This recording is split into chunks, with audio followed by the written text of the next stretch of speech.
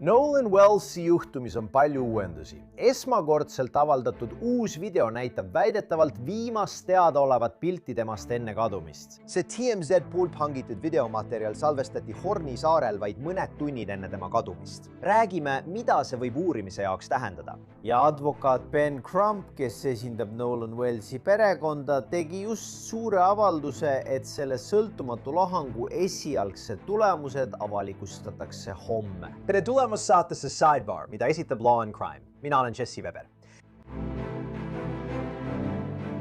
Okei, oleme tagasi uue Nolan Wellsi värskendusega ja seekord on meil rohkem uut videot. Ja mind huvitab väga, millist rolli see hakkab uurimises mängima, sest on ilmunud video, mis võib olla viimane teadaolev salvestis Nolan Wellsist enne tema kadumist, enne kui tema keha lõpuks leiti. Selle materiaali sai TMZ.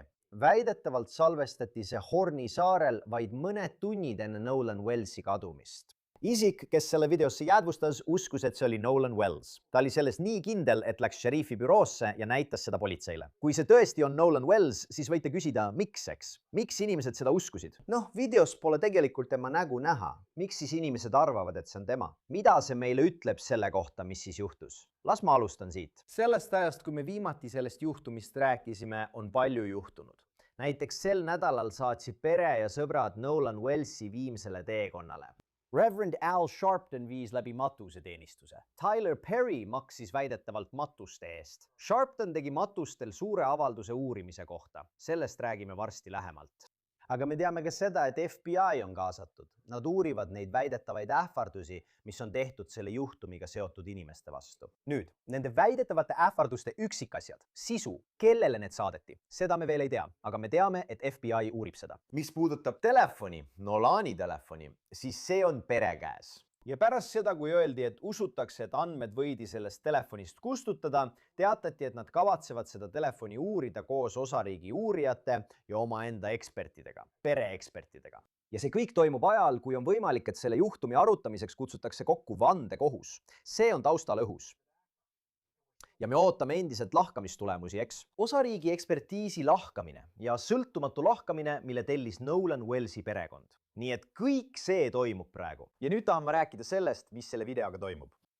Nüüd, ma ütlesin, et tulemused ei ole veel avalikustatud, aga just selle salvestuse ajal saime me sõnumi Ben Crumpilt. See on siis advokaat, kes esindab Nolan Wellsi perekonda ning homme toimub pressikonverents. Ja ma loen teile täpselt ette, mida seal öeldakse. See on pressiteatest. Üleriigiliselt tuntud kodanikuõiguste ja isikukahju advokaat Ben Crump liitub Nolan Xavier Wellsi perekonnaga kolmapäeval toimuval pressikonverentsil endavlaadse P117. rahvuskonverentsil. Crump avalikustab perekonna nimel läbi viidud sõltumatu lahangu esialgsed tulemused. Wow, okei. Räägime siis sellest videost ja teadandest. Ma tahan kutsuda siia Chris McDonough. Ta on mõrva uurija, õiguskaitseasutuste suhete direktor ja uuriv konsultant Cold Case Foundationis. Chris, alati on hea siin näha. Aitäh, et leidsid aega. Ma mõtlen, see uudis tuli sõna otseses mõttes 5 minutit enne meie eetrisse minekut. Fakt, et neil on olemas see, mida nad siin väidavad, kui see on tõsi. Selle sõltumatu ekspertiisi tulemused. Nad olid väitnud, et Nolani keha saadeti Washingtoni DC-sse. Ei, neil on nii tulemused olemas. B, et nad kavatsevad need välja kuulutada ja et see juhtub enne, kui osariigi meditsiinilise ekspertiisi tulemused avalikustatakse. Mis sa arvad? Esiteks, Jess, aitäh, et mind oma saatesse kutsusid. Ja siis perekonna puhul tahavad nad loomulikult veenduda, et uurimine oleks kooskõlas sellega, mida avastaksid osariigi uurijad ja osariigi kohtuarsti büroo. Nii, et see oleks ilmselt üks esimesi asju, mida sõltumatu patoloog tahaks öelda, eks? Käes see vastab osariigi kohtuarsti büroo aruannetele, mis mingil hetkel avalikkusele esitatakse.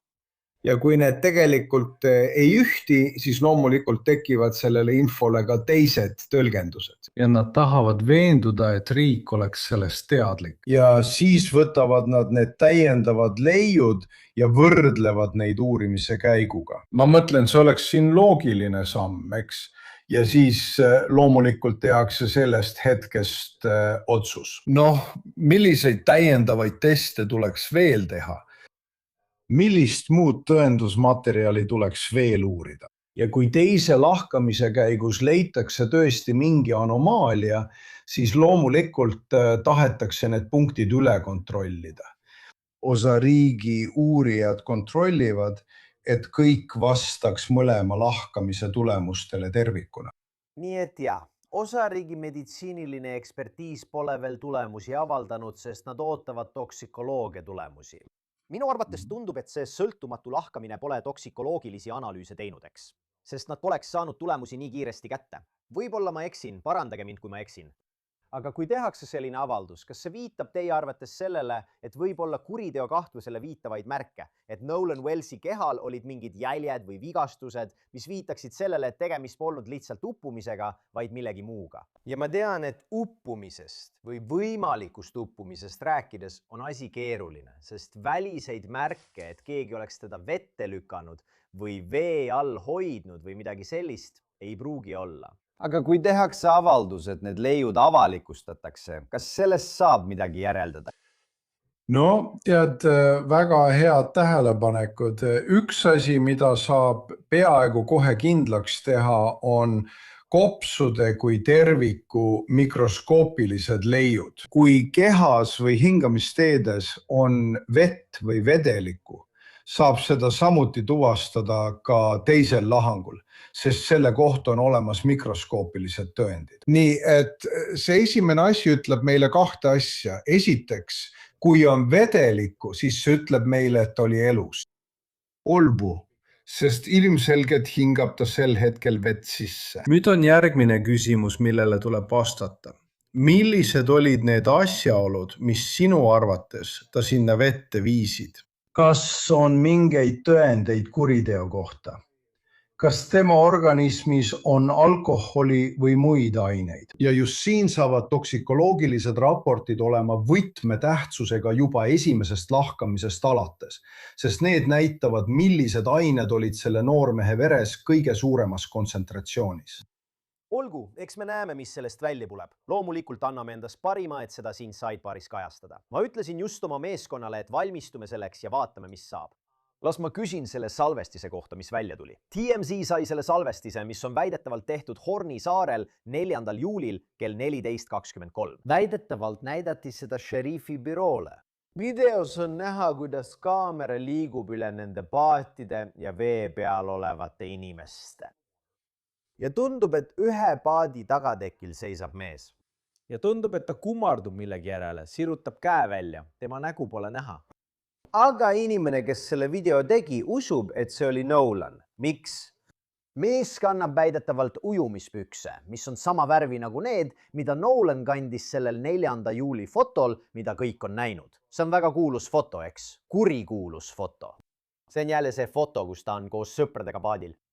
Kui see on tõesti Nolan, oleks see video ilmselt viimane teadaolev pilt temast enne tema kadumist ja enne kui tema surnukeha mõned päevad hiljem randa ohuti. Kui sa seda videot vaatad, mis sulle selle juures kõige rohkem silma jääb? Esimene asi, mis mulle silma jääb, on see, et see on tõend, et oli elus.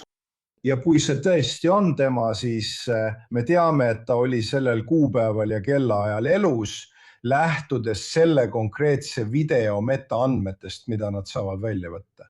Teine asi, mis mulle silma jääb, on see, et tema ümber on sel hetkel palju teisi paate. See tähendab, et sa saad ka GPS-andmed nende teiste inimeste kohta tema ümber, nendest teistest paatidest. See asetab ta nüüd kindlasse kohta kindlal ajal. Ja see ütleb meile ka, et kui see tõesti on tema, siis mida ta selle paadi tagaosast võtab. Nii et sul on igasugust infot, mida saad järeldada sellest, et ta võib-olla kummardub, võtab midagi külmakastist välja, näiteks vett ja nii edasi. Või kes teab, mis see aine on.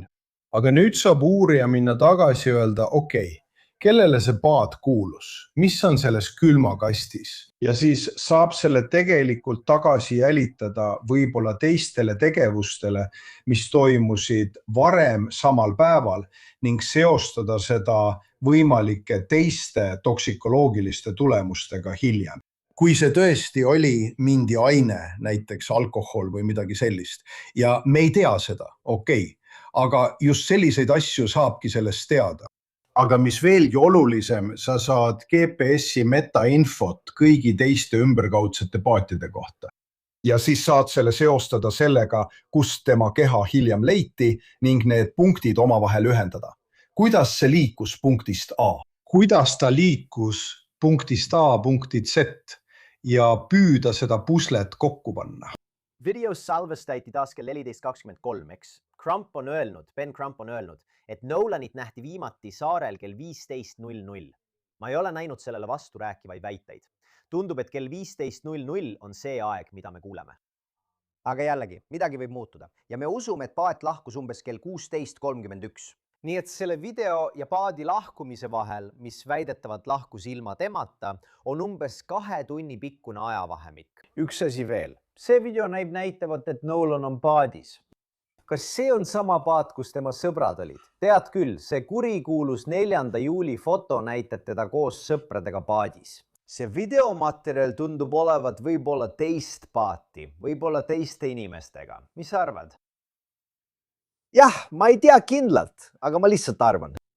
Ei, see on väga hea tähelepanek, sest see on ilmselgelt üks asi, mida sa tahaksid selle videoga võrrelda. Tead, sa võid vaadata paadi struktuuri. Sa saad öelda, kes on paadi tootja ja kõik need muud asjad. Ja siis teine asi, mida see näitaks, oletame, et see uus lahkamine toob välja traumatõendeid, hüpoteetiliselt, eks. Kaas on kaitsevigastusi, kaelavigastusi, sisemisi vigastusi. Sest alati, kui keegi satub vette, tekivad marrastused ja liikumised või vigastused, mis tekivad võimaliku liikumise tõttu, mis on seotud sellega iseenesest. Okay? Nii, et sa saad ka öelda, kuule, oota korraks, selles konkreetses videos me ei näe mingeid tõendeid sellist tüüpi vigastuste kohta. Okay? Nii et see on ka midagi, mida tasub üsna tõsiselt arvestada, kui see on tõepoolest arvestatav tõend, mis nüüd esil on kerkinud. Ma arvan ka, et kui inimesed näevad seda videot ja mõtlevad, et oota nüüd, see inimene pidas seda piisavalt oluliseks, et minna šeriffi büroosse, siis on see inimese poolt väga õige tegu. Nad näevad seda laia panoraamvõtet ja mõtlevad, et issand, vaata, nad avastasid midagi. See paneb mind mõtlema, kas ka teistel inimestel on nüüd salvestisi ja nad vaatavad tagasi ning mõtlevad, et võib-olla on ka minul midagi. Jah, väga hea tähelepanek. Jah, täiesti nõus. Ja ma tean, et šeriffi büroo on palunud selle päeva töötlemata fotosid ja videoid, aga see lihtsalt pani mind sellele mõtlema. Jah, ja see on ilmselgelt jälle asi, mis paneb kõik tagasi elusoleku tõendite kategooriasse. Me teeme, et see noormees naudib lihtsalt 4. juuli pidustusi ja siin ei ole midagi kahtlast, eks, midagi kahtlust eratavat. See võib minna mõlemat pidi. Kui need dünaamikad muutusid, siis mis muutus selle video ja koha vahel, kus tema keha leiti? Ja see paneb uurijad sellist tüüpi tõendeid palju põhjalikumalt uurima, palju põhjalikumalt. Ja ma tahan sinult veel midagi selle kohta küsida, sest sellest matuseteenistusest on tulnud veel olulisi arenguid peale selle, et oli lihtsalt uskumatult südantlõhestav kuulda, kuidas Nolani perekond temast rääkis ja mida tähendab, kui teda enam nende elus ei ole. Ja mõtle vaid, ta oli sportlane, tal olid need NFL-i ambitsioonid, ta oli oma õdedele-vendadele eeskujuks. Ta oli lihtsalt uskumatu noormees ja kui suur tragöödia see on.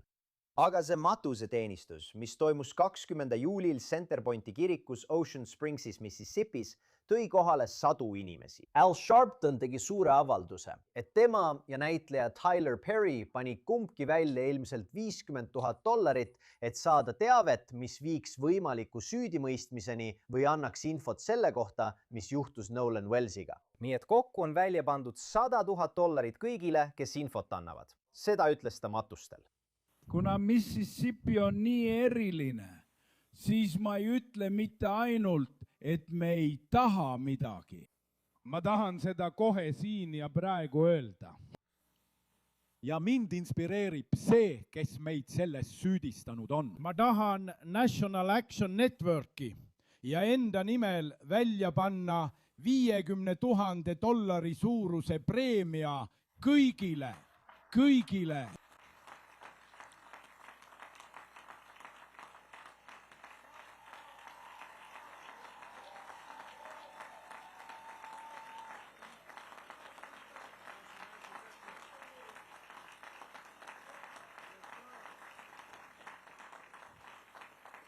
Ma tahan välja panna $50,000 suuruse preemia kõigile, kes suudavad anda teavet, mis viib selle juhtumi puhul arreteerimise ja süüdimõistmiseni.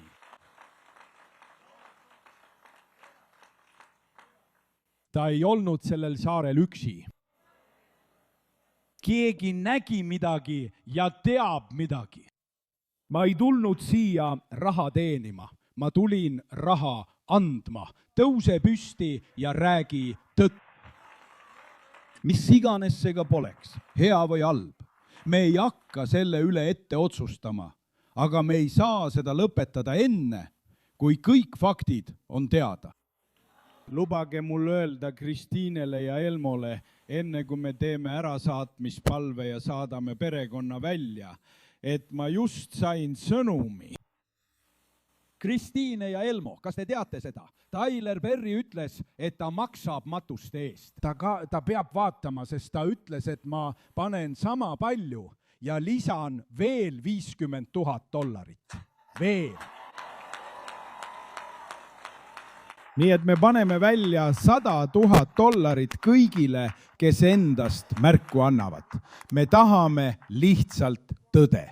See on kõik. Chris, $100,000 suurune preemia on üsna märkimisväärne. Kuidas see uurimist mõjutab? Kas see teeb uurijate töö kuidagi keerulisemaks? Kahjuks võib see sellises juhtumis olla nii pluss kui ta miinus. Sest see teeve, mida sa tahaksid, et välja tuleks, on tõenäoliselt väga piiratud ulatusega. Seoses sellega, kui siin on tegemist mingilgi moel kuriteoga. Inimesi, kes on valmis rääkima, ei motiveeri tõenäoliselt preemiafond. Kuid sellistes uurimistes on ka teine rühm inimesi, kes kõhklevad. Nagu sa varem ütlesid, neil võib olla näiteks video, aga nad pole seda veel üle andnud, sest nad polnud kindlad või midagi sellist. Preemia võib motiveerida selliseid inimesi välja tulema ja ütlema, hei, ma ei teadnud, kas see on seotud. Vabandan, et ma seda nii kaua enda käes hoidsin, aga siin see on. Nii et positiivse poole pealt võiks preemiafond olla väga kasulik. Aga enamikul juhtudel, millega ma olen tegelenud, ei ole preemiafondid ausalt öeldes eriti häid tulemusi andnud. Jah, ja alati on neid palju. Kõrge profiiliga juhtumite puhul on alati võimalus valeinformatsiooniks ja eksitavaks teaveks. Kui ma sind juba siin kinni hoian, kas ma võin küsida sinu käest Nolani telefoni kohta? Ma arvan, et see on siin huvitav võimalik tõend, et Nolanil ei olnud oma telefoni kaasas. On olnud palju arutelu selle üle, miks see nii oli. Tead, see mõte, me oleme kuulnud, et kui ta läheb soolasesse vette, siis ei ole tema jaoks ebatavaline oma telefon maha jätta, nagu teevad ka teised inimesed. Aga teisest küljest, kui ta läheb üksi ära, et võib-olla mõne noore naisega rääkida, siis miks ta ei võtnud oma telefoni kaasa? Me teame, et telefon oli väidetavalt tema sõprade käes. Pere sai selle kätte ja leidis sealt Life 360 rakenduse. Oli väide, et telefonist oli andmeid kustutatud. Ja nüüd toimub telefoni ühine ülevaatus, nagu Ben Crump ütles, nii pere ekspertide kui ka riigi uurijate poolt. Kas sul on selle pärast mingeid muresid? Ja tead, telefon on väga huvitav tõend, mille see noormees endast maha jättis. Tead, sest võib väita, nagu sa ütlesid, et sa tähistad vees. Nii, et loomulikult tahad sa selle seadme jätta veest eemale, igal juhul, igasugusest veest. Aga samas on siin ka käitumise muutus. Sul on noormees, kes läheb ära väidetavalt koos ühe noore naisega ja siis lihtsalt kaob. Okay. Ja miks ta jätaks oma telefoni paadile, kui ta tegelikult pidi mingil hetkel selle paadiga lahkuma. Ja hiljem avastatakse, et ta ei ilmu kohale ja ta kuulutatakse kadunuks, aga tema telefon on paadil alles. uurijad suudavad üsna kiiresti kindlaks teha mitte ainult GPS-koordinaadid, vaid ka kogu andmejälje, mille nad sellest telefonist saavad. aga kui sa seod selle käitumusliku aspektiga, sest see on selle juhtumi teine pool tervikuna. kui tekib selline mõistatus, eriti vee läheduses, siis muutub oluliseks selle lapse elumuster. Kuidas see noormees tead, kuidas ta tegutseb? Kas ta veedab aega kõigi oma sõpradega? Vastus on jah. Kas teda huvitavad tüdrukud? Tänu taevale, eks ta tegeleb ka selle osaga oma elust. Ta on edukas keskkoolis, tead jalgpallis ja nii edasi. Ja see on selline laps, kelle kohta sa ütled, tead, see on väga madala riskiga ohver. See on noormees väga madala riskiga. Siis hakkad vaatama riske, mida kahtlusalune või keegi, kes talle kahju tahaks teha, võtaks. Kas ta satub sellele saarele selle noore naisega ja seal on keegi, kellele ta lihtsalt ei meeldi. Võib-olla sellepärast, et rass mängib siin rolli. Kas sa saad aru? Ja nad lähevad tülli ning ta satub vette. Kukub vette ja upub seejärel. Võib-olla on ta teaduseta. Ja siin ongi teine lahkamine väga oluline, et näha, kas tema kehal on mingid füüsilisi tõendeid, näiteks kaitsehaavad ja nii edasi, peavigastused, mida me nimetame subduraalseks hematoomiks, verejooksud kehas sees. Ja see omakorda annab meile teada, kas võis tõepoolest olla mingisugune konflikt. Ja just sellist tõendit sa tahaksid otsida, mis viiks sind juhuslikust juhtumist millegi kahtlasema poole. Ja Ben Crump ütles eelmisel nädalal pressikonverentsil, et prokurör oli talle öelnud, et kui uurimine on lõpule viidud, võib see juhtum minna suuržürii ette, et esitada võimalikud kriminaalsüüdistused. Millises ulatuses, seda me ei tea, eks. See võib olla näiteks võimalik tapmissüüdistus, võib olla midagi uurimisega seoses, näiteks keegi ei anna õiguskaitseorganitele täpset infot, võib-olla on tegemist tõenditega manipuleerimisega. Mida sa silmas pead? Mida arvad sellest võimalusest, et see juhtum esitatakse suuržüriile? No kõik on alati võimalik ja kui tõesti see uurimine hakkab viitama sellele, et ajakava, tunnistajate ütlused ja palju muud infot ei klapi omavahel. Mul oli kord juhtum, kus üks mees kadus paadilt ja me leidsime paadilt mingit pulbrit, mis osutus tulekustuti omaks. Ja hiljem uurimise käigus avastasime, et see isik valetas meile ning me suutsime selle kindlaks teha. Tegelikult oli ta lasknud tulekustutist ohvri pihta. Ja et sellel paadil toimus suur tüli, üks inimene kukkus üle parda ja üks tuli tagasi. Ja kas see on selline olukord? Kas toimus kaklus? Või isegi kui keegi lihtsalt lollitas, nagu lapsed teevad, nagu noored mehed tänapäeval teevad. Ja ta sai viga ning nad jätsid ta maha, jätsid ta vette. No tead, see oleks ilmselgelt info, mida sa tahaksid kindlaks teha. Ja seega on veel palju infot, mida on vaja. Minu arvates oleks uurimine endiselt käimas. Aga jah, suur vandekohus võiks esitada süüdistuse kuriteole kaasaaitamises pärast selle toimepanemist või tead muudes süüdistustes, näiteks tapmises või milleski sarnases. Me lihtsalt veel ei tea. Vaatame, millised on homme selle sõltumatu lahkamise esialgsed tulemused. Chris McDonough, aitäh, et võtsite aega. Ma hindan seda väga. Aitäh, Jesse. Olen sulle tänulik. Ja see ongi kõik, mida meil praegu siin Sidebaaris teile pakkuda on. Aitäh, et meiega liitusite ja nagu alati, palun tellige meid YouTube'is, Apple Podcastides, Spotify's või kus iganes te oma podcast'e kuulate. Te võite meid vaadata ka NBC Peacockis. Kui soovite mind jälgida, siis leiate mind X'ist ja Instagramist ning vaadata saab ka minu saadet Jesse Weber Live'i esmaspäevast reedeni kell 11:00 idaaja järgi. Näeme järgmine kord. Head aega.